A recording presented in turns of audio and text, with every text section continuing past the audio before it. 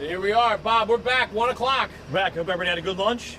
That's it. We're back. What are we doing? We're going to do forcible entry throughout. So we're at our fortified house. You know, we did throw a few obstacles at the firefighters. They're going to force the door. Nothing crazy. Nothing that you probably don't have in your own house. I'm sure everybody does have more than one lock on their front door. If you don't, you should go to the hardware store and get one. I mean, but forcible entry doesn't stop when you go through this door. There could be forcible entry problems inside. I can say personally, I have forced more doors on the interior in this year than I have on the exterior, and I've seen it happen all the time. So it's single room occupancies are a thing. Hint, hints. You're probably going to see one, and we'll talk about it afterwards. I want you to watch the firefighters. Note, the two firefighters have never worked together before until this day right now. So you're going to see, you know, they're getting to learn the door and getting to learn each other's moves. But I love forcible entry, and you should too. You should try to get off the props as much as possible and get on real doors. The prop is to show you how to use the tools, not how to force a door. A door and a prop are two totally different things. I'm ready to rock and roll. You ready? Let's do it, guys. All right. Remember, we're streaming on YouTube and Facebook. We're going to be monitoring the YouTube feed, so be sure to ask questions, make comments. Bobby will answer them. We'll answer them throughout and at the end. So put your questions and comments in the feed. We'd love to hear them. Here they come.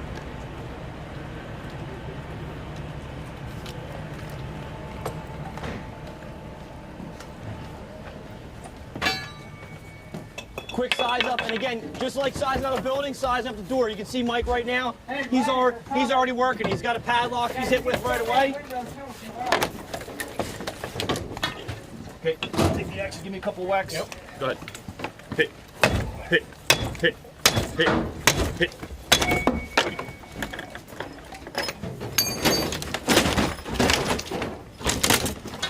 Mike did a great thing right there. He took the fucking screen door out of the way. Sorry, first day. He took the screen door out of the way. It's obviously a more swinging door.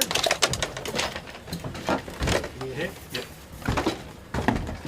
Go ahead. Hit. Ready? Yep. Hit. Hit. Hit. Hit. Hit. Hit. Hit. Hit. Stop.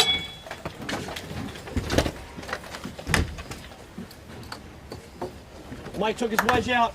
He's definitely capturing his purchase point, which is a great move. Definitely not Mike's first time forcing the door, you can tell that.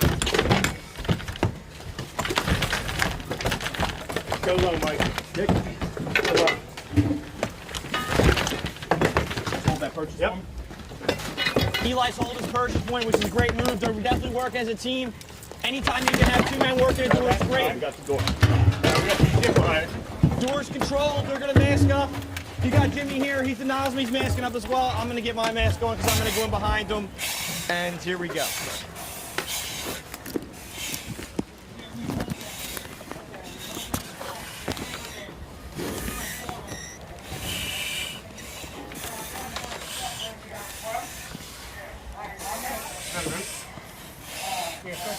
Charge that line, John.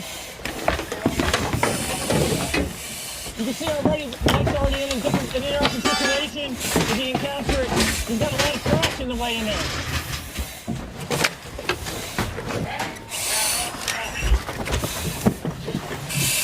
Mike's getting that shit out of the walking way. What else you got now?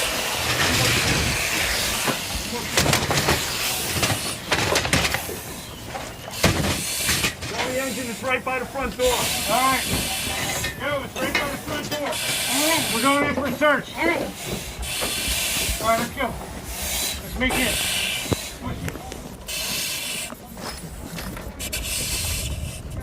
I'm gonna open the door for you.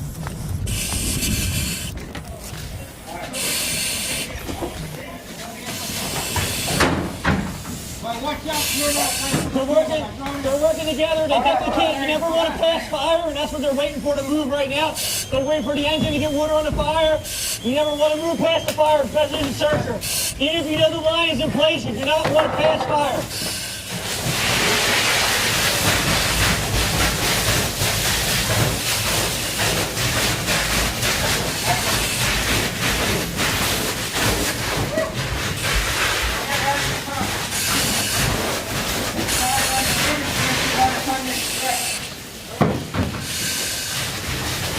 Yeah, you good?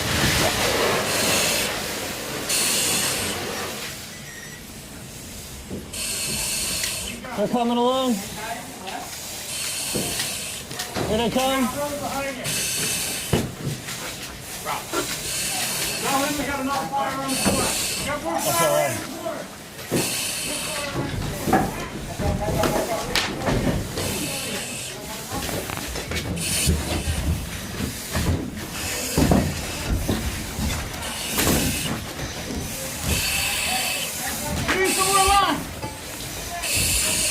As you can see, I don't know if you can see it, Mike encountered a single room occupancy, and he's got somebody in there. A door padlock from the inside. He's dropped his tool, and he's removing the victim.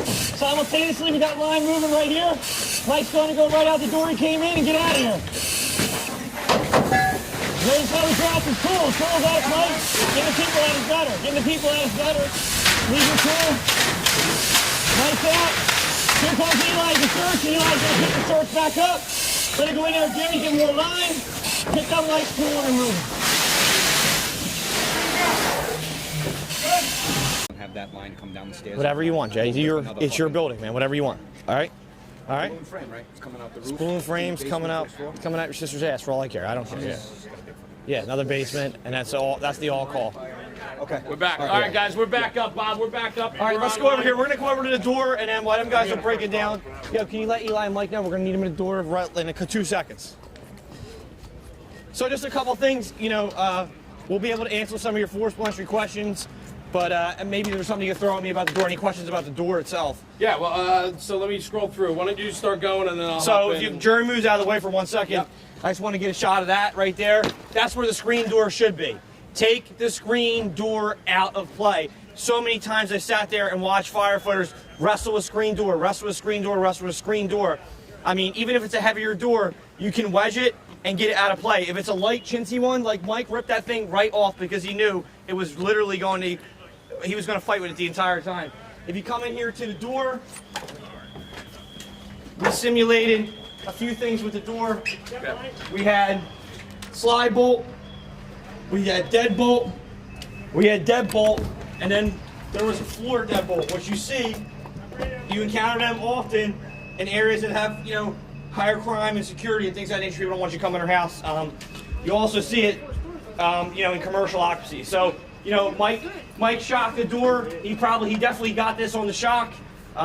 He got this was first purchase point. He got that conventionally, and he got the rest door conventionally. So talking about shocking the door, Bob, people are asking why the door was shocked with the forks. That's how you can ask Mike that question when you get over there. Some people shock forks, some people shock things. You're told not to shock forks, but Mike, the question is why you shocked your forks. Go ahead. Just being able to shock with a fork end and having the adz end to be used as your handle. Just for me, it seems a lot better gripping with your hand. I could have my hand on the backside and I can deliver a nice blow with it. If I'm like this with the fork end, right, there's the point of contact, the surface area is spread out to the length of the adz end. So here, all that force that I'm trying to do is getting delivered for the small point of the fork. And people, there's the shock, no shock debate. I mean, Mike, why do you shock? I shocked the door. It's really 2 reasons. One, what it's doing is it's kind of giving me a heads up when I'm sizing up the door to see how many locks are in play, where the door's tight, where the door's loose. And what did you feel on this door? Or say your second part first. And the second thing is what we're looking to do when we shock the door is not only see where your locks are, but we're looking to deliver a shock load to the actual lock itself. So again, if it's held on by cheap wood screws, by you shocking the door, you might deliver a blow that's going to almost cause a catastrophic failure to the lock before you begin to start to force it. What did you feel on this door when you shocked it? I felt that it was tight in multiple places from high to low. So again, that tells me there that I'm expecting additional locks in addition to where the handle is.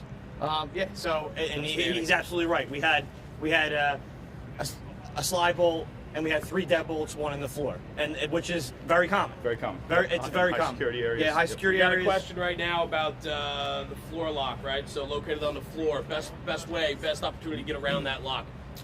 Just when I felt that there was pressure coming from the floor, I was able to see that I had enough gap to get the adz end in between the door and the jamb itself. So if you can see daylight and you can get the adz end in right next to where that lock is, you have the door. It's just a matter of using the leverage now of the tool. And it was, Eli did a great job by capturing the purchase point. I mean, Eli, you saw that and threw that axe right in there. Why? So he could maintain progress, so he's able to capture what he had, and he can reset to get back in there to work closer to the floor, because we both knew that we had a hold on the floor end, and he needed a reset to be able to get the leverage to be able to make that lock manipulate the way he wanted to, so we could get the door open. Cool. Another point of contention, we always talk about realistic training. This fortified door, right, with a screen door, right? Talk about the porch. Yeah, so I did this yesterday. I broke this out because I wanted to make them uncomfortable, because you should not be comfortable at a fire scene. You should be you should have a level of uncomfort going on in your body, but it shouldn't be anything to overcome. But I can't tell you how many times, and I can speak for Eli and I, because we've had the opportunity to work many times together at fires, that you go up to the porch and you don't have a level playing field to force from.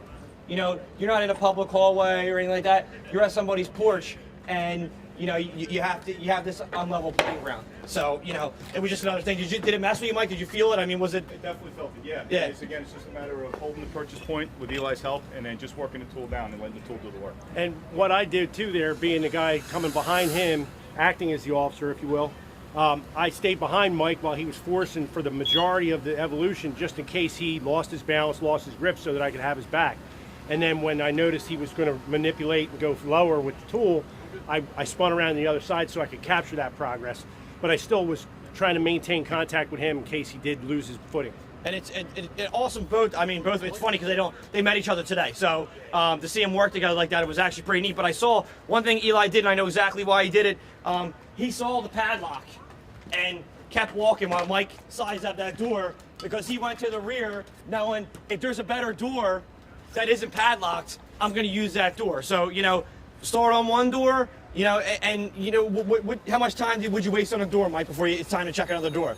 If what we're trying is not working, right, and I'm going to start sizing the door up, seeing if there's another option, right, or we're going to hopefully have somebody else looking. Yeah. But it's a short window, because if you get tunnel vision, you get locked in on doing the same thing, all right, lose a lot of that's it. valuable You start to lose your focus, and so you want to make sure you have other And options. you had Jimmy here on the nozzle, and you know the great thing about that, when you're the nozzleman and you know that there's a fortified door, you get them extra seconds to make sure your line's flawless. So when you're in the nozzle in that situation, Jimmy took advantage of that. Jim, it was perfect, right? It was great for you.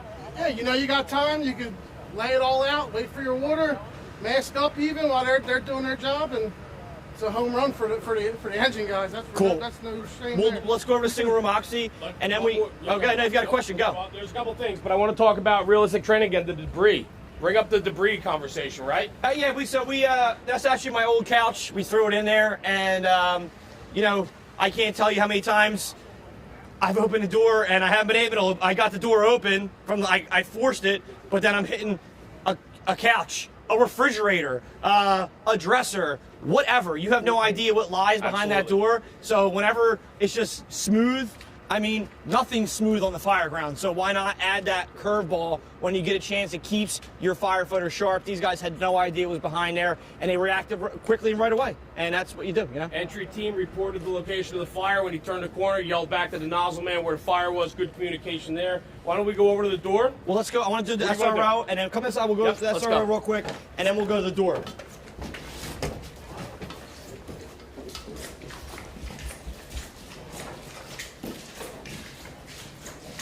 You know, there was a single room occupancy here. We built it out. Obviously, you know, it was out of lumber and it's been here all day burning, so it got weak. But single room occupancies are a thing. If you've ever Airbnb'd, it's a whole website for vacationing about single room occupancies. You stay in somebody's room at somebody's house. That's a vacation website. I can't tell you how many people now live in single room occupancies in rooming houses or whatever, and they padlock their door when they're gone. And how good are you forcing a door in smoked out conditions when you can't see? Because if you got a door prop, you know, you filming yourself being the fastest one to open it, yeah, that's cool. Let's see who can open it when they can't see. You know, you have to do blind enforcement electric training. You absolutely have to. And it's an invaluable asset on the fire ground, because you're going to get put in a situation where you can't see a goddamn thing and you have to react. And Mike got in a single room occupancy and found somebody in there. Just because it's padlocked, you're thinking, okay, well, why would somebody padlock the room and be in it? Well, what if his wife was in there sleeping and his kids and he left for work, and that's all they can afford? Listen, when economic times get tough, housing situations get very interesting. Keep that in the back of your mind. Good. Let's get out there to the door prop. I would like to talk about the door. I just would like these guys, you know, I just want to take time because we literally have a world of experience right here, and I would like them guys just walk you through an inward outward. This is Ecker Fire Tactics door prop by Forcible Entry Door Systems. We just got it. In my opinion, it's the best door prop on the market. So, you know, a couple things when sizing up a door. Does it open inward? Does it open outward?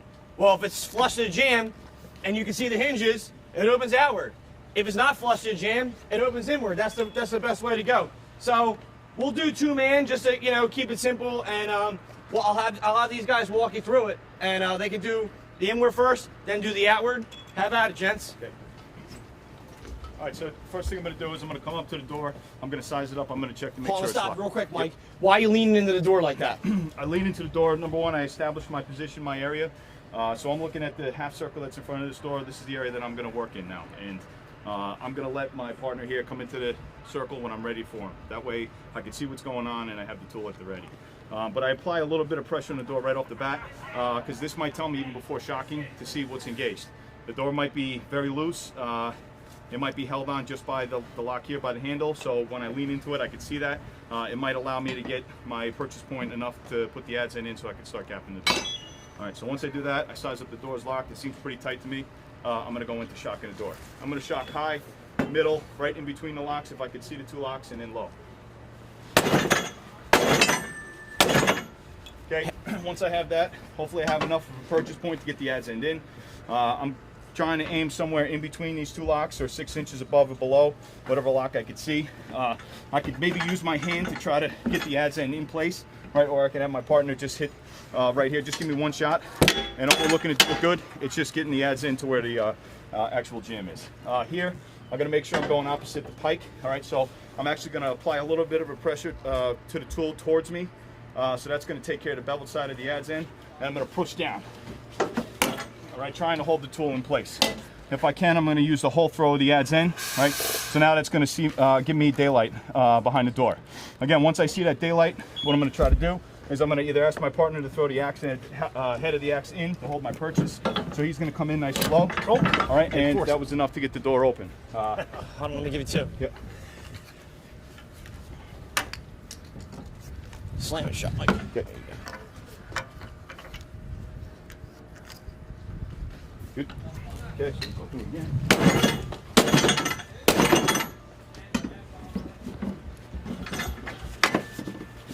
All right, give me a whack. 1. Good. Okay. So, if I had daylight, but again, more PVC. the door didn't go, I'd have him hold my purchase. The next move would be not to flip the tool around because I can see behind the jam. I'm going to send the adds in. I might switch positions of the tool. Now come outside of my half circle and nice and explosive throw the tool into the door. All right. Last thing I'm worried about is maintaining control of the door.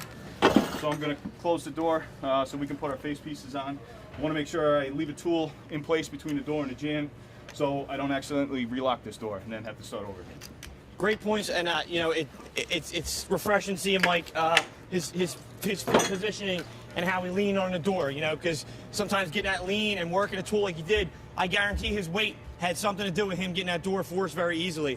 You know, it's important to say too that, you know, knowing the locks, feeling the door, because remember, you're not forcing the door, you're forcing the lock. Maintaining the integrity of the door is very important. That's why we don't run around with chainsaws and just cut doors. Because if Mike gets it open and he doesn't like what's happening behind door number 1, he can close it. Even a solid core or a hollow core door with you know, styrofoam or whatever's in between it, depending on what door you get, can hold back a lot of fire and, you know, buy you time. So, thanks. We'll do an outward one. And any questions coming in, Jeremy, we can answer. A couple things coming in. They were asking about outward swinging, so we're going to do that now compared to the inward. A lot of questions about the door prop itself, but also PVC pipe versus wood chocking. We can talk about that. What you see also, so yeah, we can talk about that as well. I think it's people are talking about controlling the door, which is super important. And the fact that this guy's a monster and crushed that thing in 30 seconds. So well done, man. Let's move on. So again, checking that area, maintaining that area. I see what I got to work with, right? I'm going to hit it. Check that. All right, so I know where I'm at. I know where I want to be, and I'm going to tell him when I'm ready. Go ahead, strike, strike, strike, strike, strike, strike. Notice how I'm pulling out a little bit. putting some pressure on that. What I'm trying to do is work around the jam so that I can get in and get access to it. So I put a little more pressure on it. Guy, give me one more. All right, good. Now what I'm gonna do is get ready to force it. Since we're coming out this way, I'm gonna have my partner maintain control of the door for me, because if I don't get to that. All right, so I'm gonna start going, forcing the door. I see how Mike's capturing his So he progress. captures, right? Now he can reset the tool. Now I can reset the tool. I'll come on this side. All right. Sorry, go to the edge. Good. All right. Ready? Down. Go. You got it. All right. We're there.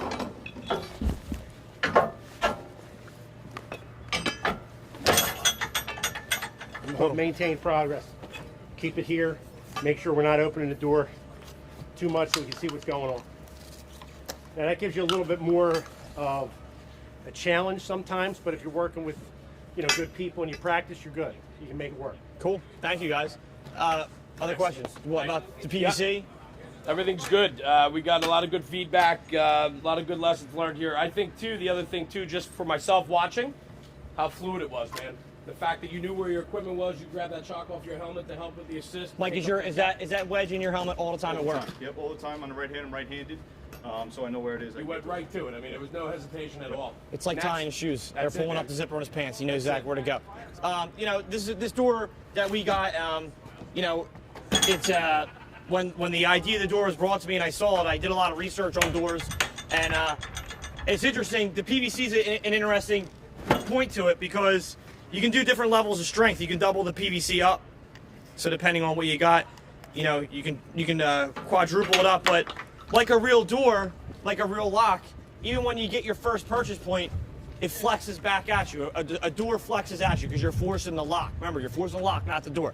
So this PVC adds that level of flex. So you might take you a little bit. As you saw, they had to reset their tools 2-3 times. That's reality.